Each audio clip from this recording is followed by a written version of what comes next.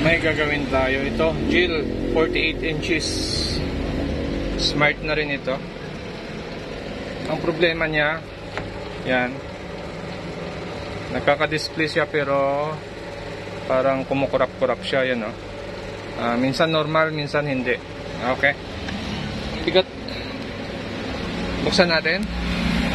Okay, so ito na, nabuksan na natin. Bali yan yung kanyang mainboard. At yung signal nito ay 5 lang, 5 pairs lang ito.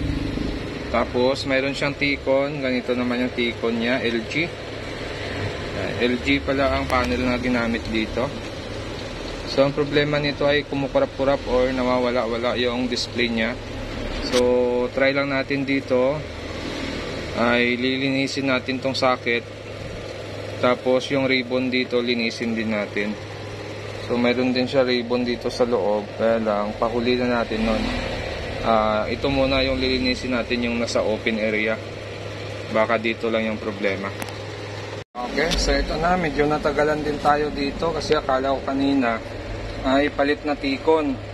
Dahil ang problema niya, nagbo-burn mode pala siya pag matagal na siyang nakabukas.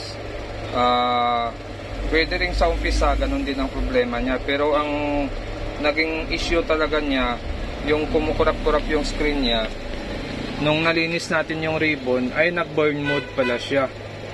So nagpapalit-palit yung kulay, asol, green, red, white. So yun ang issue ng unit. Tapos naglulos yung ating ribbon or yung ating LVDS. Ito inigpitan ko to, nagpalit pa nga ako ng socket nito kasi akala ko sa socket lang yung loss niya. So nagpalit ako ng socket, nagbo-burn mode pa rin siya.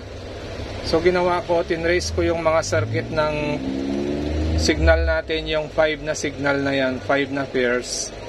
Pag nag-burn mode kasi yan, ititrace mo kung ang circuito na yan, yung 5 pares na yan, ay diretso siyang nakakapasok dito sa IC natin. So lahat yan, nakakapasok naman sa IC natin. Mula dito sa pin ng ditong pin na to, pag nag-tester ka ng buzzer, nagbabuzzer siya rekta dito sa IC ng, sa paa ng IC na ito. Pero magtataka ka, may time siyang magbo-burn mode, tapos tuloy-tuloy na siya, tapos minsan lalabas pa yung display niya.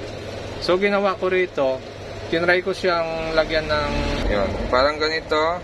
Gamit din to sa mga cellphone repair, ano. Mabango yan. Tapos nilagyan ko siya, tapos sinat air natin yung IC. Pinainitan natin lahat ng paa ng IC palibot para magdikit ulit yung paa niya. Tapos ngayon, yan o, nagnormal na yung display niya. Yan, okay na yung display niya. So kung may available na T-con yon, pwede na rin T-con na lang ang papalitan. Pero nag-search ako sa Shopee, wala akong mahanap na ganitong T-con. Kaya tinry ko siyang i-hot air. Lahat ng pin, hinot air natin. Baka may nakaangat lang or naglulos. So nakuha pa naman siya, oh. Okay. So ang problema lang yung pinaka-IC niya, ininit lang natin siya para dumikit ulit yung mga hinang. Baka naglulos yung hinang, kaya may time siyang nagbo-burn mode siya, nagpapalit siya ng kulay. Okay, so ito na, final test lang tayo sa ginawa nating Jill TV. Power on natin. So akala talaga ng kanina ay hindi na siya magagawa dahil wala akong makitang T-con na available sa online. So buti nakuha pa sa init or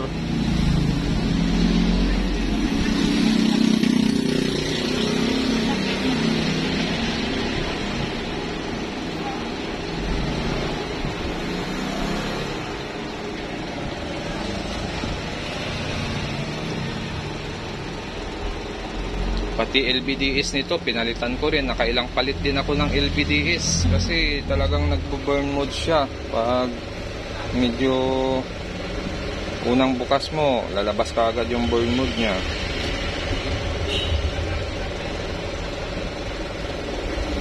Yun, no? Oh, di ba? Hindi na siya nagkakaroon ng flicker or nag-iiba-iba ang kulay. So diretso na talaga siya. Enter lang natin to.